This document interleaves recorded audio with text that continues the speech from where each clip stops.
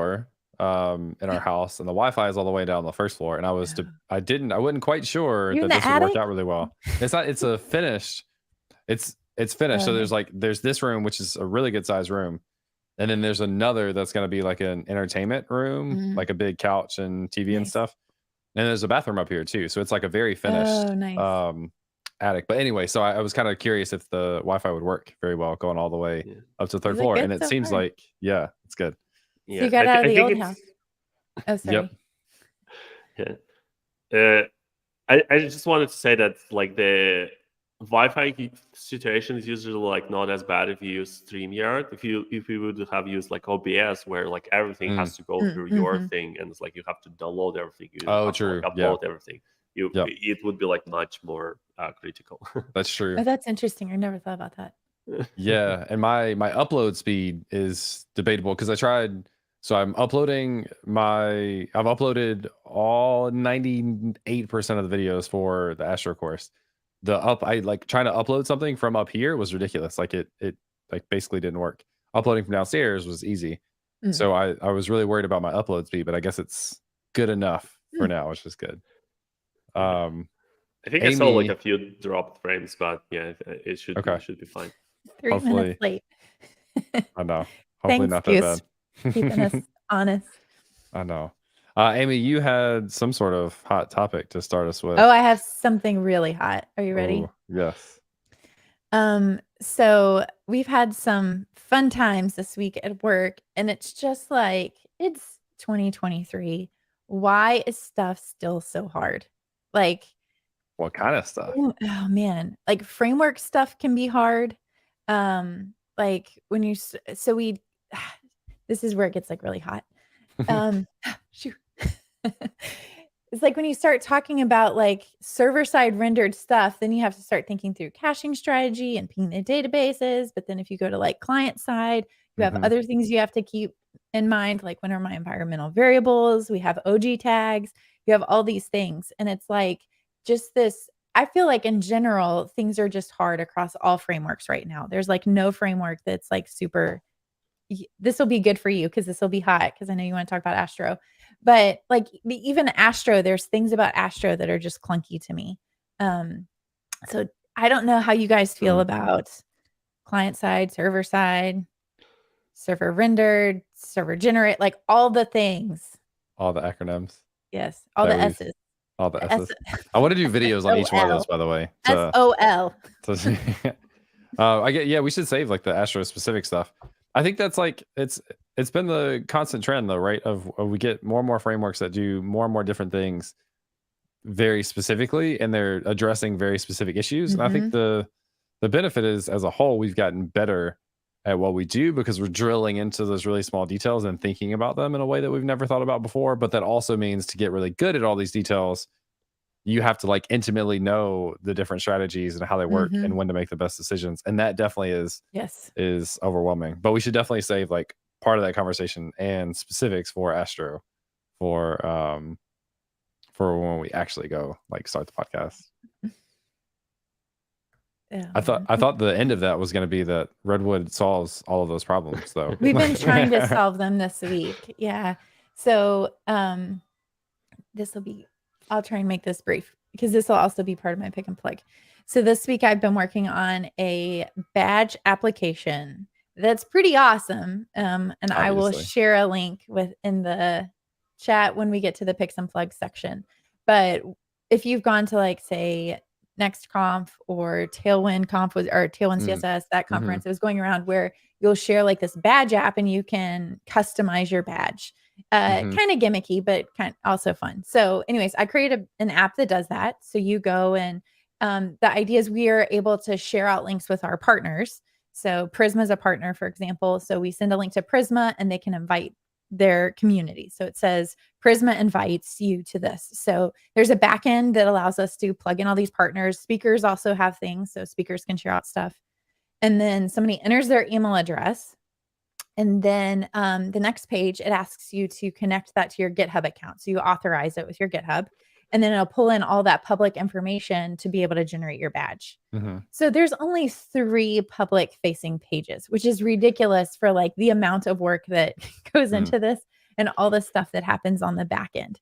But the part that we've been struggling with over the last day, so we Redwood is historically like client side. You're creating a spa application, which when you're talking about web apps is totally fine. But in this case, we want people to be able to share those out. So you need OG tags. So it creates a custom OG image that when you share your link, it pulls in that GitHub information and shares it as a in your OG tag, which is awesome.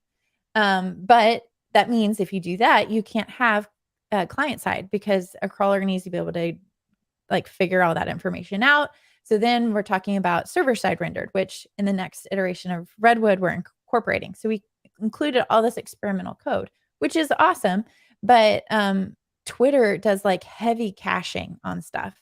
So it's like we got all this working, but then Twitter does not want to recognize it. And so it's like trying to troubleshoot on that. And it's like, it's 2023. Why are we fighting like all these heavy caching issues? Or like we've been working with fly deployment and we've run into several issues with environmental variables. And when those get included in the Docker file, like, is that at build time or is that at delivery time? Who can see these environmental variables? And it's like these issues feel like they should be resolved at this point in development. Was that spicy for you? Spicy. I guess the counter argument to that is just looking at all the problems that are solved, like what it used to be 10 years ago to build something versus now, right? Like that'd be like, well, and it would take 5 years to build something. Yeah. Yes. Yeah. That's a great point. Who's our friend? Oh, I did his name. He's the happiest developer. Rats. Yes. I can't remember either. Yes, but always optimistic. Yes, and I love that he's like, we could choose to focus on the bad things, but let's focus on all the good things. And I feel like a lot of times engineers have this mentality of complaining. We're just going to complain about everything and be cynical. And so I love that. Like, what are the positive things that we can celebrate? Speaking of positivity. Y'all ready to get started? Yeah, so we can talk about positively an amazing framework. I almost said the most amazing framework, but then there's Redwood and there's Svelte Kit. I need to excuse myself from this episode. One day I actually need to do some hands-on stuff with Redwood, by the way. Let's do it. Maybe we could do this, maybe bold, but like a rewrite of the compressed site to use Redwood. That'd be interesting. Because I've been working on a secret project that I will not reveal right now. You're working on a secret project? Mm-hmm. All right, we'll talk. All right, we'll talk later. Mm-hmm. Cool. I just want to say one thing that's like outside of the show. I remember like Redwood kind of like reappeared in the news. I was like, oh, I should look at the Redwood, and I go to my whatever that thing was where I hosted, and I was like, oh, apparently I already deployed a Redwood application like 2 years ago, and I just like forgot. Well, and here's the misnomer, and then I promise we can start because I know you have a hard stop. Like all the technologies that Redwood uses are things that people use like normally, that they're just like cobbling together, and so it's like people think, Redwood is so opinionated, and it is, but it's pulling in the things that you would choose anyways. Right. Yeah. Okay, go. All right. So facial reaction of the message that Amy sent, which is private. I'm not sure why it's private, but a little bit of suspense. I don't want to talk about that. Yeah. Okay. I'm curious to learn more of why, but just for everybody here, it's a private, because our guest now is in on the secret and nobody else is. So, but I'm excited about that too. And one day we will share that with the public. So there's the suspense of the day. And on that note, if we we can talk about it. I don't know. Go ahead. It's fine. Yeah. All right. I'm going to kick us off. By the way, Amy, I said, I know I have a hard stop. So at 12, I will either drop or we will be done. So you may have to do wrap up depending on where we are. But we can kind of target being done at the hour. People that are watching in, thank you for checking in. If you have questions about creating full stack apps with Astro or anything adjacent to that, leave them in the chat. We'll make sure to flag those and ask them and get them addressed along the way. Thank you for being here. And we will go ahead and kick off. Welcome to another episode of Compressed FM, a podcast all about web development and design with a little bit of zest. In this episode, we're going to talk about creating full stack apps with one of my favorite frameworks, which is Astro. web development and design. Who would have guessed? Well, we can do them both, even add a little zest. So turn up the volume, get ready for the best. Let's get it started in this episode of Compress. What's up, everyone? My name is James Q. Quick, and I do web development-y things. Hello, my name is Amy Dutton, and I am a lead maintainer on the Redwood.js core team. And today, as always, we have another amazing guest in Yaroslav to join the channel, who also has a few different identities. You can clarify those if you want to. Anyways, welcome to the stream. Excited to talk to you about building full stack apps with Astro. You want to introduce yourself and tell people a little bit about your background? Yeah, hi. I'm a software developer. I usually kind of doing full stack. So I do Elixir on the back end. So hi, Gooseman in the chat. And I do React and TypeScript on the front end. And I kind of followed all the Astro stuff. And I did a few kind of experiments. And this kind of a bigger project that I'm going to talk about is B2B SaaS Kit, which is kind of my attempt to showcase how full stack completely kind of on par, not in all the features, but just in structure to Next or Remix and so on, that I kind of built quickly. Super cool. Just out of curiosity on the Astro front, so a couple of things for people who haven't heard us talk about it yet. Astro kind of really started as mostly what you would consider a static site generator, really optimized for content websites, working with Markdown. They have content collections, which is one of my favorite features. It, to me, for that type of site, is by far the best experience that you can get. But Astro also exposes basically everything that you would want and need to build a full stack application. You can have API endpoints, you can have server-side rendering, you can mix all of those things, which is really, really nice. And I think a lot of people don't quite know about that. Astro also just released version 3.0, which is another step forward in the Astro ecosystem after releasing 1.0 a year ago or not that far ago. So it's been really incredible. So what was your onboarding to Astro? Was it something that you heard about enough that you were I need to go and check this out? What was your first experience hearing about and then working with Astro? I think I'm going to plug another streamer. So it's Ryan Corniato. He's doing his show where he does kind of deep dives into all the different frameworks, and he writes this Hacker News application, and he did it in Astro and Solid, and he's like, hey, this is the fastest one, and it kind of became on my map because when Astro added SSR, so before that they were just SSG, so just static websites, and then they're we are kind of a real framework, and that I don't use usually Node on the back end, but it just made me think about it being a real framework that can do kind of everything. And so it started as a project. We at fogbender.com, which is a create React app application, which that's how we started, I don't know, all those years ago, and we were just keeping it in create React app, and all the slowness and all the kind of outdatedness of this approach started to show up. So I was figuring out what can I look into. So the first thing that I did in Astro was can I write my application in Astro? And yeah, I don't remember. It was one of my first videos on my YouTube. But that's I started with this idea kind of right from the start. And unfortunately, Astro was fighting me back, right? But I think that the how do I say it? The discussion about it is changing a bit. On Twitter, I see Nate Moore saying "Hey, who said Astro is for static websites and all that stuff?" And I'm yes, this is happening. Talk about the hot drama. Well, it's one of those challenges though. When you make a name for yourself early on for one thing, it's really hard for people to understand that you go beyond that. So I think that's one of the challenges the Astro team has, which is why these conversations are really important.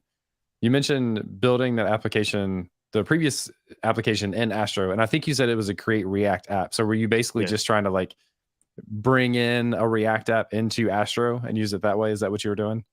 Yeah. So a lot of people, when they think about kind of like, I have my blog, I need to rewrite it in Astro, they're kind of like doing it more from like ground up of like, okay, I have a button. This button is going to be like Astro button, like, and the way that I was thinking about it is that it's called Fat Island architecture. The idea is that your page is basically like the whole page is island. So you when you go to our like dashboard, that dashboard requires login and all that stuff. So we don't need to think about like SEO or SSR even. So we can just show their client only island, and it shows like the login page. You press the login, you get into dashboard and all that stuff. So it's like the intention was to put my whole app as is, like without changing anything, hopefully, just like put it in this route. And this is like like application route. But now that I've done this, I can work on my landing page as like a static page. I can work on my blog pages as content collection pages. So this is the architecture that we use at fogwonder.com right now. If you go there, like the landing page is going to be Astro with kind of like almost zero JavaScript. If you go to blog, that's going to be like a blog with presumably all the like image optimization and all that stuff. I don't remember if we got all of it working yet. Somebody go and check it out right now. Yeah, let me know. But it's like it's scoring almost 100 on Lighthouse, right? So it's like there are some improvements that you can make, but it's kind of like good enough. But then you go to /admin, which is our like dashboard, and that's like HTML for that page is just empty page and just like one Astro island. And that's how kind of like this approach started. That's what we did kind of like about a year ago. We migrated from CRA to Astro in Vite. And this like Astro in Vite setup, I call it QGB. I have like this project, qgb.app. That's the URL. And it allowed me to use like old Astro before 3.0 that didn't have HMR. It allowed me to work on like appy parts with HMR and like with Vite. Like everything is fast, everything is working fine. So that's the kind of like the first Astro application framework that I wrote. But my kind of like last project at Fogwender, which I just left, was B2B SaaS Kit. And that one was like, okay, can I go kind of like all the way into that application thing and make a kind of like as application as possible to have SSR, like OG tags and like a routing and all that stuff. So this is, I don't know, this was like my story. I started with this idea, and I was just like building on top of it kind of like ever since. That's really interesting. I wondered how that worked because I was on a event with Ben Holmes, and he was talking about like weird things that people have done with these Astro apps, and that maybe it was the exact company that you're talking about, but I felt like it was something like crazy, like Honda or something that was doing the same structure. And I wondered how that worked with the wrappers to be able to have your own app inside of Astro. Yeah, so I'm not the only one who's trying that, right? So you said it before about like this is the kind of like image that they want to show as a company, right? And this is like the focus that they're aiming for, but people are going to use it in other ways. So they're like, oh, we will just create this simple like content collection stuff, and people are in issues like, so I have 5,000 items in my content collection. How do I? It's like, okay, we didn't know that all of this is going to work on that scale. So technically speaking, it's actually like not that involved. And my background was with like PHP and like more traditional server frameworks. So this is in a sense how you do it just like manually. You like it was for a long time. It was like it's probably still is like I'm not in that kind of like circle anymore. But if you have your, I don't know, WordPress application and you want to add like a React application to it, you just generate a script tag that will just like go and connect like this ID like on the page with like this React component or something like that. So this like what Astro gives you is just kind of like a nicer, more modern way of doing that, right? Instead of script tag, you have just like a tag and you just write client React or client load or whatnot, depending on like what you want to use. So it's like it's not complicated. The idea is that it will just call create root or whatnot for you, but it allows you to author it in more modern sense. And yeah, if you're speaking about like just a route that renders that like admin page, you just do redirects from like every path under that route to this like HTML file, right? So like you write this redirect once, and again, like it used to be a thing that like everyone used to do, is like PHP and all that stuff. So you write that redirect, and that HTML page just boots, in our case, like React Router application, and it just kind of like goes from there, because Astro doesn't have, I mean, it didn't used to have their own like a router, or like client-side router, right? So there's nothing kind of like competing with that. It was just HTML, just and whatever JavaScript is running there, that's the JavaScript that's going to be kind of like the API part. And yeah, right now with like Astro 3 and like view transitions, all that stuff, like the story became a bit like murkier. I have some experiments with that, but like it's kind of like hard to explain it without like a good example. Yeah, it'll be interesting to see how that plays in. I got to try out view transitions, which was like literally a one-liner and do basically nothing else, and it was really cool to see. And just additional context for people from Astro perspective. So Astro ships 0 JavaScript by default. It's like made intentionally that way. Then you can add JavaScript through either like regular script tags in your Astro components, or you can incorporate other UI frameworks like React. And this is very unique to Astro. You can use React, Solid, Angular, Vue, Svelte, like so many other frameworks within Astro. And then what you're saying is like Astro has file-based routing like a lot of frameworks do. And if one of those files, one of those is just loading basically a React application, you can kind of handle like all spa stuff the way you're used to with React. So it's really interesting, like being able to pick and choose the pieces that you want, going back to the complexity of the web. Then you kind of interject stuff in a way that works for you. I think we had a comment from the chat saying they like Astro but hate React. Is it possible to create nice interactive UIs with Astro and vanilla JS script tags inside of Astro files?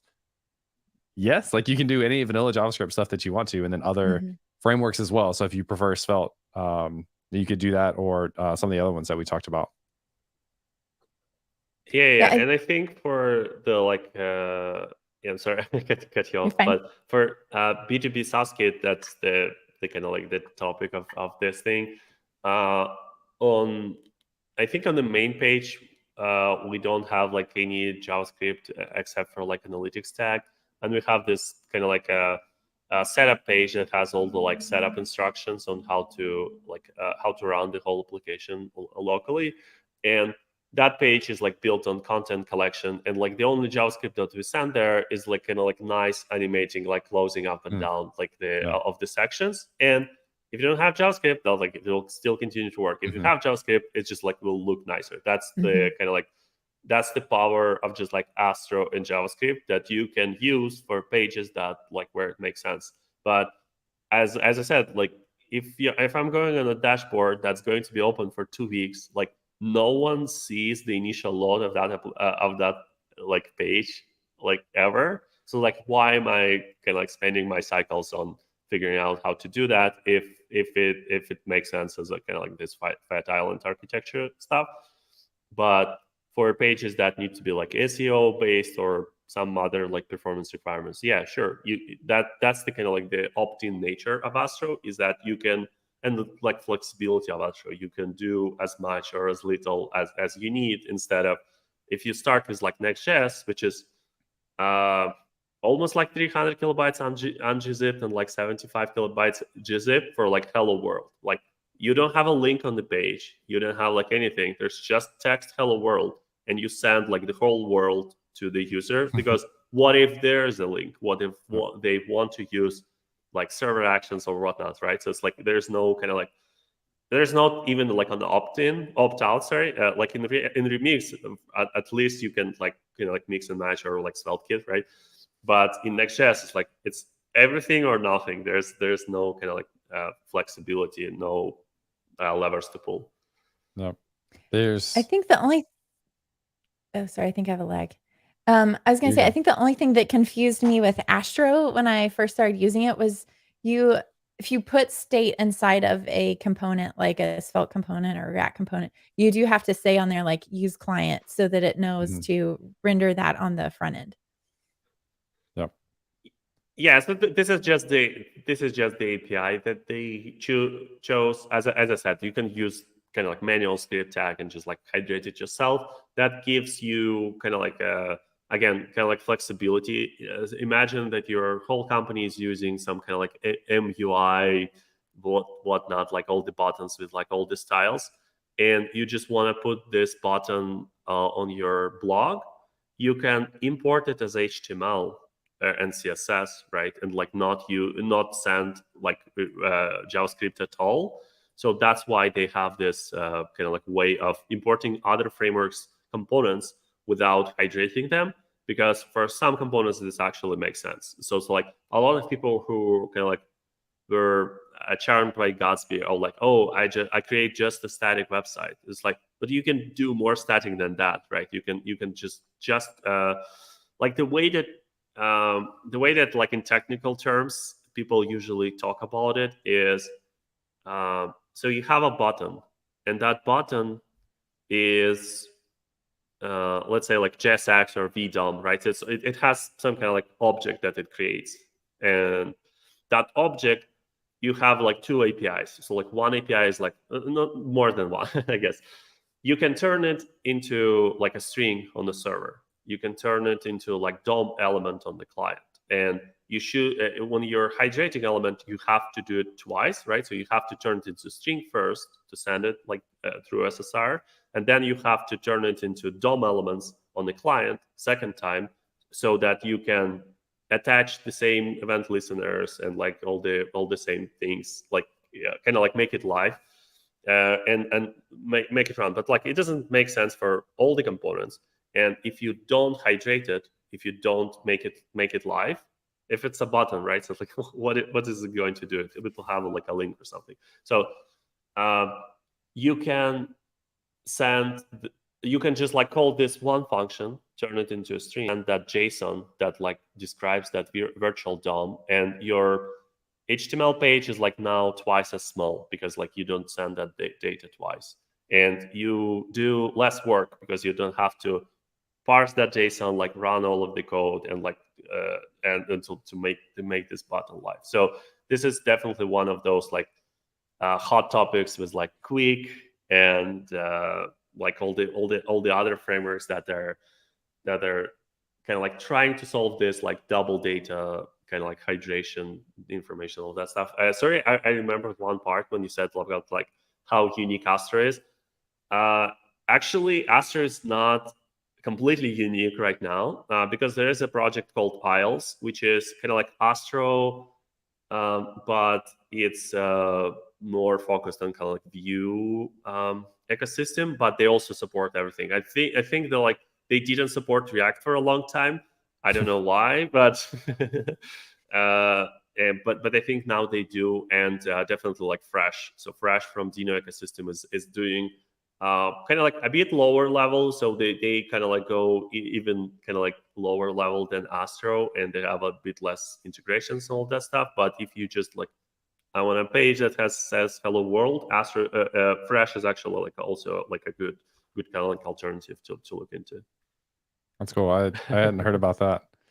There's also additional context. You mentioned the phrase Fat Island, which I actually hadn't heard before, but I think I am understanding it, and I'll try to like explain what this means. So we talked about being able to use UI frameworks like React, Angular, Vue, Svelte, etc.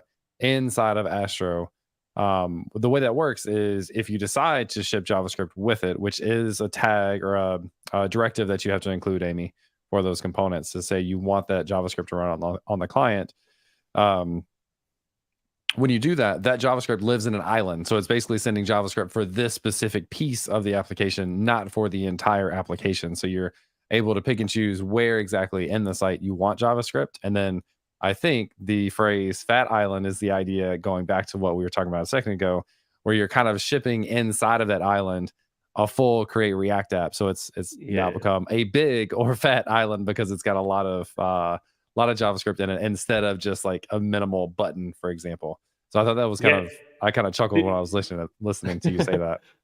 I think that's because when you go to like Astro docs and all that stuff, everyone who talks about partial hydration, they say you have a page, you have like a cart here, you have like add to cart button here. Those are two like separate islands that need to have some kind of like inter-island communication to talk to each other and all that stuff. And it's like, how do you do that? Can my add to button component be like in Svelte and this one is in React? Would they talk to each other and all that stuff? And it's like, if everything is an island, it's an easy answer. It's like, yeah, just like use your regular kind of like experience with all the other frameworks, right? And for some application that definitely makes sense. And I would say it probably would be silly if you are doing your whole website as like one fat island. This is probably where you're like, okay, I think I should just send like Next.js or Remix or not, right? It's like I'm not winning anything there, but you still can have some like some things that you can win there. But I would say, yeah, that's probably where you should give up. But that's not the most websites. Most websites have landing pages, docs, like admin application, user application, like. And right now they're probably hosted on like in different websites, and like there is a like Nginx thing that is like routing between all of them. Like, wouldn't it be simpler if everything was living in like one code base and it was just like handled through Astro? That would be a hot topic, I think, to like getting into people breaking out monoliths into. I've heard a lot of people break things down into like microservices or other stuff and then backtrack to go back to monoliths because it was all connected. I want to make sure like we take time to specifically talk about B2B SaaS Kit. So we've done a lot about Astro and how it works, and I'm obviously very excited to have that conversation. But specifically with B2B SaaS Kit, do you want to introduce like what it is, what it consists of, and how people could use it, what they would use it for? Yeah. So first of all, b2bsaaskit.com, that's the URL, and you can read through our like docs and our GitHub README and all that stuff. We spent a lot of time kind of like writing all of this, and there is kind of like two angles that we can go there. So one is like more product side of like, what are we selling to you, right? It's free and open source. I'm just joking, but like, what is like the point of like trying to use something like that? And there is like a technical aspects of it, of like, that's where we can talk about like all the acronyms like CSR, SSR, like, I don't know, HTMX. I still don't know what that is, by the way. Okay, invite me back, I guess. we can talk. Maybe one day. Yeah. So the product idea of B2B SaaS Kit is kind of like similar to how like all of them like starter templates are sold, right? It's like, I want to build my product. I don't want to build every single piece of my product. I want to get something that already kind of works, and I just like want to put my thing like in it. So we're solving this by giving you this like example application that has like a lot of features that you would probably already kind of like need or want to build and all that stuff. It's funny that like Kenzie Dodds from Remix started his like Epic Stack almost at the same time as we did. He of course like spends much more time on it, but his idea was like, this is how I would build kind of like any app. Of course, once you're building like not an app, but like the app, you will add something, you will remove something, but like this is the starting point that kind of like makes sense. This is the, I think he used to have some kind of like create React app, like create generators or something like that, that will have like all the testing or something like that, like built in. So this is like, he is kind of like modern version of that. And this is a lot of kind of like how we think about it. It's just like, this is the starting point of you got laid off from Google, you have all the money, but you're like, oh, I always wanted to build this, I don't know, like an AI chatbot, right? And the first thing, you work at Google, so like everything was done always for you. So you don't know how to deploy. You don't know how to like build the authentication. You don't know how to build like analytics or monitoring, right? So you will always working on like this small part of the like the huge global thing. It's like, how do I do like the rest of the stuff? I can build like this my product, but like where do I put it in? And we're definitely kind of like focused on that like ex-Google person who just like wants to know how to build applications, and they don't want to touch PHP. Because if you want to touch PHP, there are like so many solutions for you that are working in that kind of like area. So that startup application, it has authentication, which is kind of like hot topic right now, like building your own auth and all that stuff. It's like, well, you need to have authentication. Preferably, you want to have a way to work with like a team, so or like a family, right? Or if you're building a streaming service, you want to have like a family plan on that streaming service. So you already need authentication, you already need teams, you already need like Stripe integration, right? So it's like, you haven't started building your product yet, you already have so many requirements. And like authentication, I always say this word wrong. Sorry. Yeah, my friend always makes. Say it again, sorry. Authentication. Authentication. Yeah, I always say it wrong. My friend makes fun of me. So this is like, hi, Andre. So you always need a lot of stuff that seems kind of like unrelated to your thing, and it's like, how long will it take for me to add login with GitHub? All these things, yeah. It could take, I don't know, like a few months, because you need to write it, you need to like audit security of it and all that stuff. And like once you wrote it, apparently JWTs are not secure, so you're rewriting everything again. So it's it's solving a lot of those kind of like product things that are our requirements. So we wanted to go this route.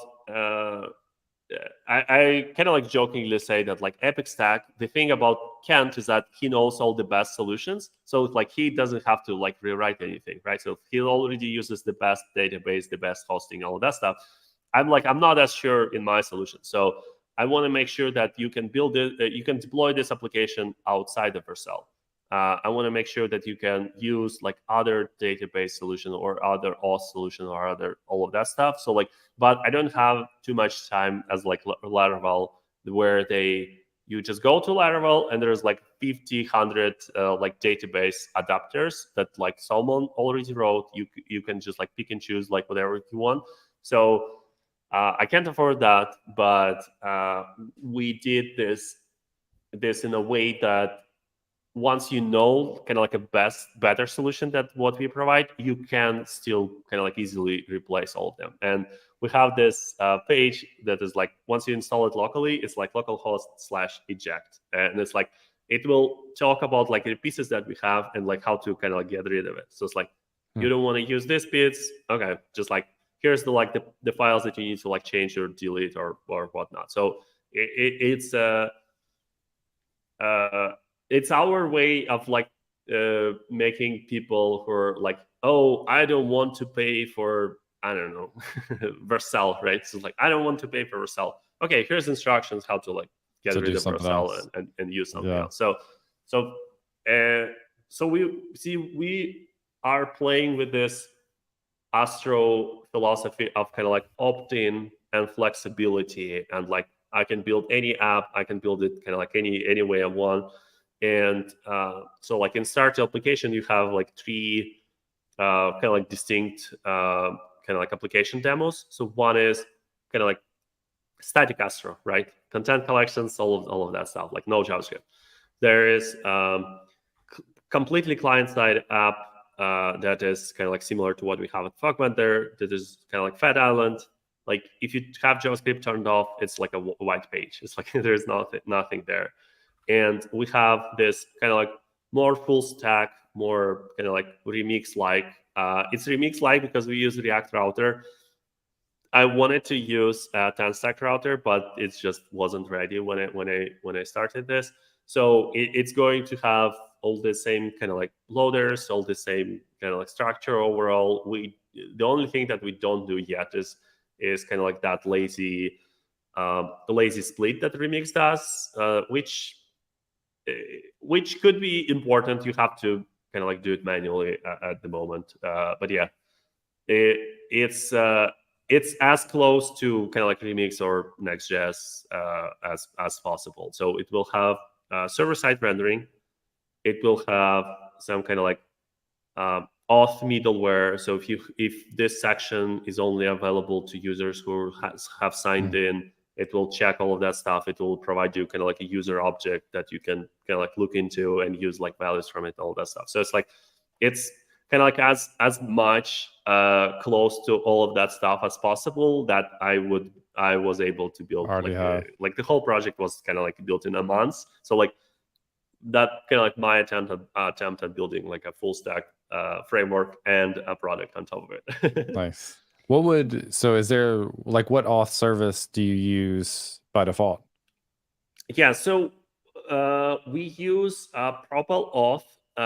This is very close to what Clerk does. It has a bit better pricing, and Clerk at the moment has like a kind of like a nasty bug with their React library. They just like I tried to talk to them, and they said, yeah, it works in Create React App and Next. Like we don't care about anything else. So that's unfortunately the state that the Clerk is right now. So you can use it in client side. Like if you use like client only React, right?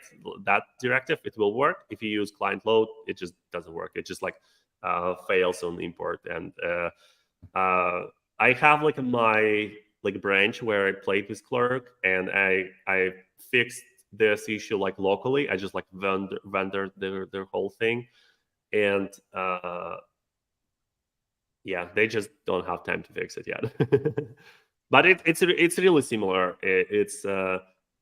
Clerk is like much more focused on like we're building the best kind of like UI for authentication. You almost say authentication, I think is what you almost said, which I make that mistake too. Yeah, so Clerk is a bit kind of like more polished on UI side. They charge more money. So the thing about B2B SaaS Kit is that all the services that we use, like the point is that you can easily change them, but they also have really nice kind of like free tiers. So you can, so like we run B2B SaaS Kit like website ourselves for free, right? So like we just use free tier of everything. I think we pay for like domain name, and that's it, right? So and this is like the experience that we want our users to have. It's like you just want to prove your thing. You don't want to spend $200 or like buying our starter and like I don't know $50 a month on like all the hosting things.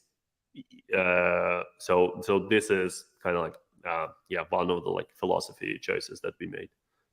Have you built an app on top of B2B SaaS Kit, and what things did you discover like as you were building something? You're like, oh, this needs to change. I didn't think about that correctly. Yeah, it's so B2B SaaS Kit comes with kind of like a product that is kind of like your starter thing. Once you like install it locally, that's the application that you're going to see. It's called Prompts with Friends, which is AI is hot, so like everyone likes AI, and it uses ChatGPT. The way that I talk about it is kind of like a postman for ChatGPT. So it's UI that allows you to build your prompt and like run it, and to work on it in kind of like more I don't know, like a user friendly than like developer friendly. So it's like some of the OpenAI features are only available through API. So like the only way to work on them if you write a script and you run that script. And we kind of like give you the UI to do that. And once you're done with it, it will actually have kind of like export button that you can like copy code and like put it back in your script. So it gives you so in OpenAI you can have like every message could have like 3 types. So it could be user, agent, or system. So system is more like make sure don't mention politics or something like that. This is like not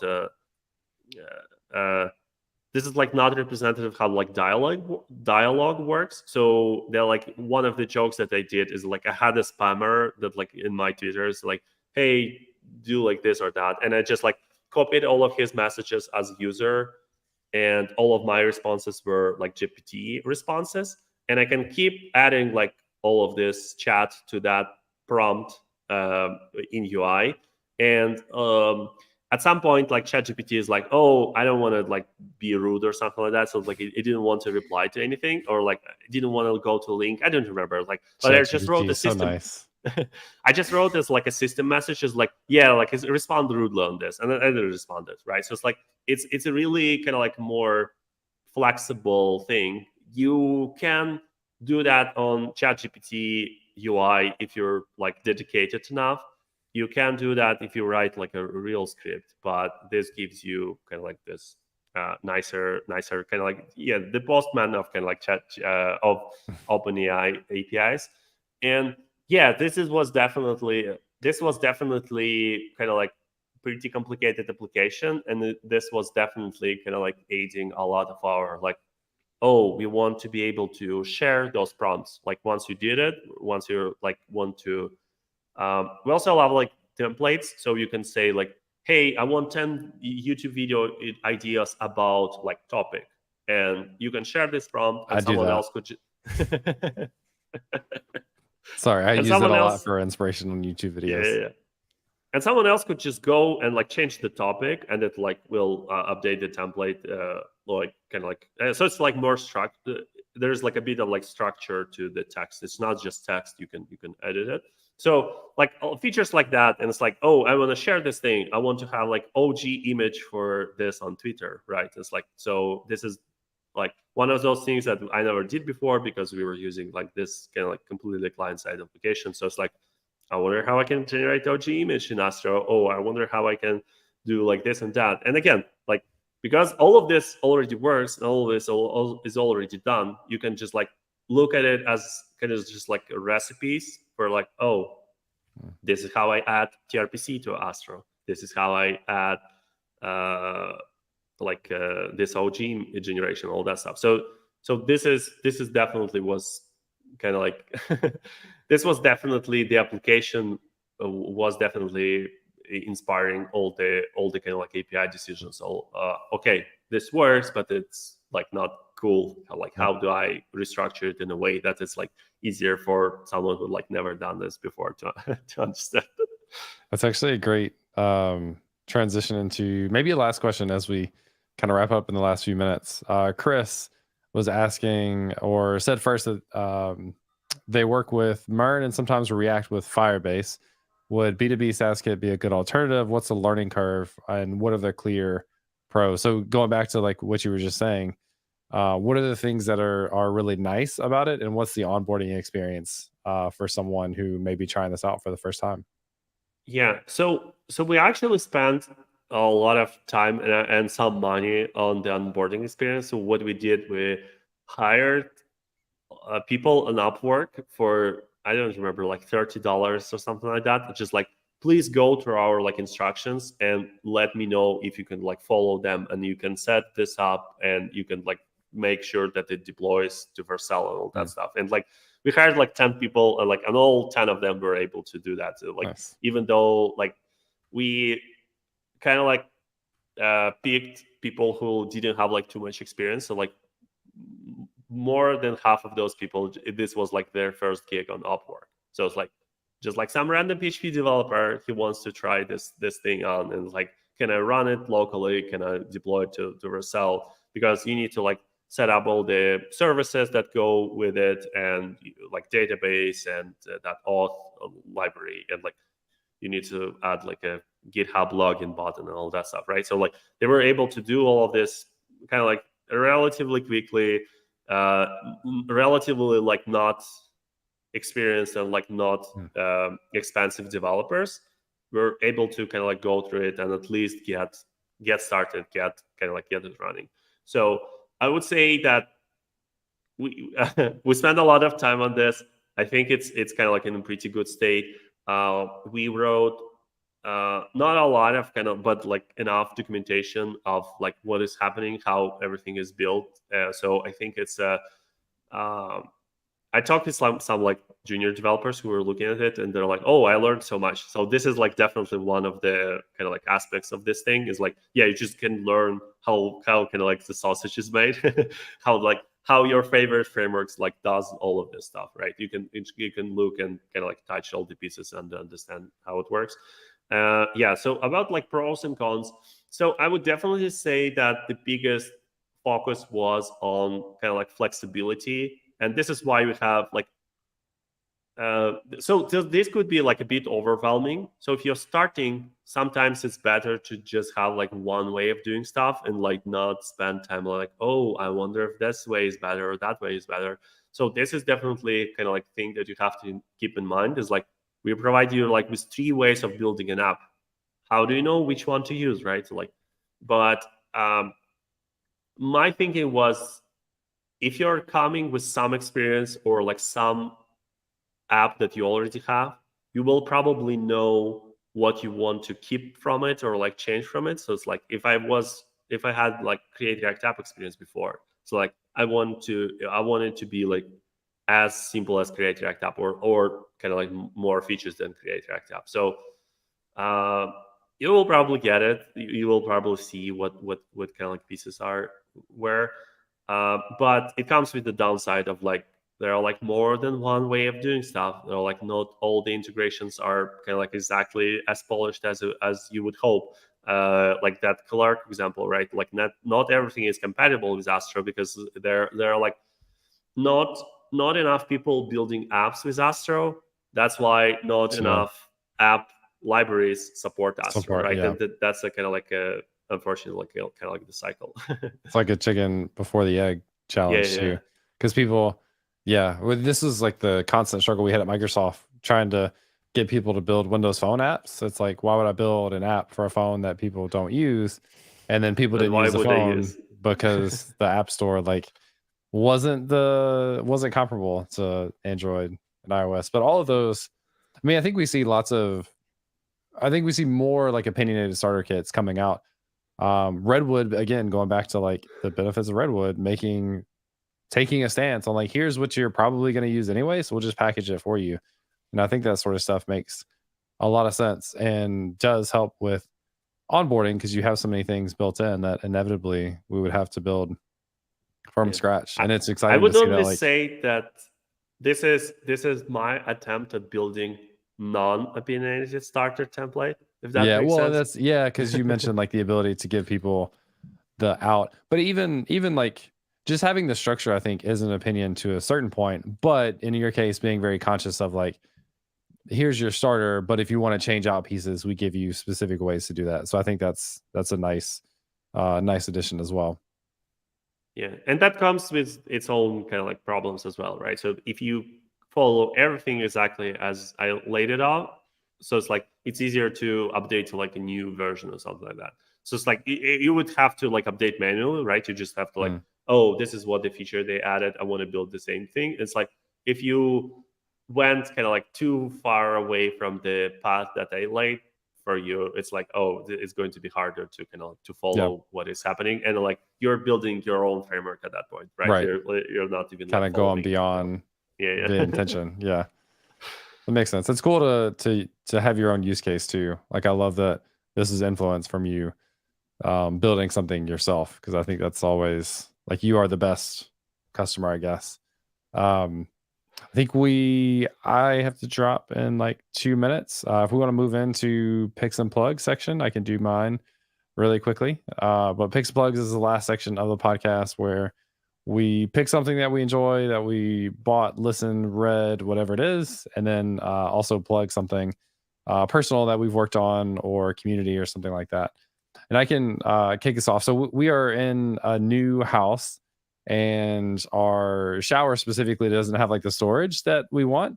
And so anyway, like an easy fix to this, and I won't give a specific link because I haven't actually bought them yet, but we've done it in the old house, is just to buy like suction cup shelves. So like really easy to just stick on. You can kind of move them wherever you want. They're relatively cheap, so you're not having to like take out like tile or anything to add them in. Then you get the storage that you need. So that's one of the things that is in my cart in Amazon, is just to get a couple of like suction cup shelves for storing additional soap and shampoo and that sort of stuff. Yeah. So again, nothing specific, but you can just search for that on Amazon. And then I will plug my Astro course. So I actually have COVID right now, but I've been feeling great, just tired, which is fine. Hence why I'm on the podcast now. But I delayed the launch of my course to next week. So that'll be Wednesday, September 14th or 13th, I think. And been uploading videos to Podia to get all that stuff ready for launch next week. So by the time this goes out on the podcast, it'll be live at astrocourse.com. Cool. Either of you want to go next? I think Emma should go next. Okay, that's perfectly fine. So for my pick, I'm going to pick, what should I pick? APIflash.com. So my pick and plug go together on this. So I'll kind of say both of them together. My plug is, I'm going to share a link to this.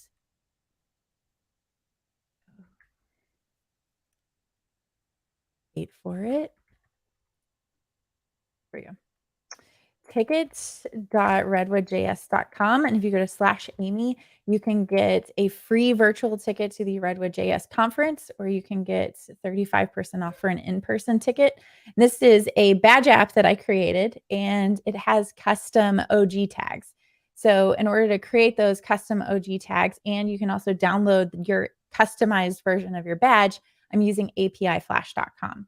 And the cool part about this particular API is it allows you to convert HTML into a static image. So Cloudinary has a similar service, but theirs just they're actually using a third-party service to create that image, and you don't have any control over the size or the viewport area. So one of the cool things about API Flash is you can you can condense that into the size that you need it to be able to generate those static images. So check that out. So you can go to ticket.redwoodjs.com/Amy, or I'll also include a link to apiflash.com. Perfect. Okay. Yeah, that's cool. I should have known about this service. It probably makes life easier. Yeah. Well, and the nice thing about it is you're almost designing that image in HTML and CSS. Yeah. So I know James has done some fancy stuff with Cloudinary to be able to generate cover images for the podcast and the things that we're sharing out. But I believe, I wish he was still here and I could ask him, but I believe you're limited in your fonts, and you also don't have control over like Flexbox and wrapping, and you have control over all of that with CSS. So if you can create that image that you want in CSS, then you can use the API to be able to generate that static image that you want. Yeah. So for B2B SaaS Kit, we use this library. I forgot how it's called. Okay, I'm not going to remember it. But the idea is that you can write your kind of JSX, so you're writing like React, and there is some CSS, and I mean it looks kind of like React Native probably, and you can do some fonts and you can do like some stuff, but it's actually like pretty slow. And one other kind of like limitation, I guess, going back to B2B SaaS Kit, is that when we deploy to Vercel, we deploy everything in one like Lambda function, which is like the more stuff that you put into it, it's going to be like a bit slower to do cold starts. And it's like by sending this like OG tag there, you made it like a bit slower. So again, like third-party services, even if they pay, even if they're like thing. They have their own they have their own use, and it's cool. Okay. Sure. So I wasn't sure what I'm going to like what I'm going to pick.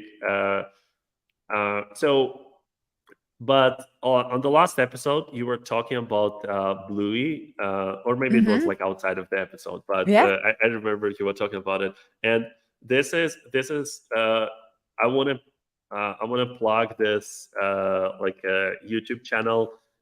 It's like animated, kind of like short comedy bits. They talk about like, I don't know, like Marvel, all that stuff, and they did episode of about Bluey, and I was like, okay, I need to check this show. That's awesome. So this is how I learned about Bluey. So yeah, it's a pretty fun video. And in terms of in terms of like fun applications, this is definitely like application. I just like saw someone use it on stream or video or something. It's grab.app, like a grab command in like a bash. So the idea is that it allows you to search over GitHub, and if you ever try to search anything on GitHub, it's really painful, and you will never find what you're looking for. And this is like a, I don't know. I was looking for like some hidden APIs and like Next.js and all that stuff, and it's like it works. So this is definitely kind of like a cool developer tool. Yeah, and in terms of like myself, yeah, just follow my Twitter. I post all the crazy stuff, and all of my like fun projects. Like last of them was or is React Server components written in Go. So I generate React Server components in Go. So it's presumably it's going to be like much faster than Next.js and all that stuff, but you can still use React to navigate all that stuff. So it's a bit like different approach than Astro does, but yeah, I'm in between jobs, so I needed to busy myself with something. Awesome. That's fantastic. Well, just want to say thank you for everyone that is joining us live for the recording. If you are listening to the audio version of this, or even if you're on the live stream version, please go to your podcatcher of choice and leave us a rating and review. That's how other people find the podcast. But for now, that's all we've got. Cool. So that's the initial end of the episode. And I'm going to actually have to run as well. But thank you so much for joining us. It was a lot of fun. So yeah, thank you for inviting. It's a cool show, and yeah, it's cool that you invited me. Oh, awesome. And we'll see everybody next week, same time, same place.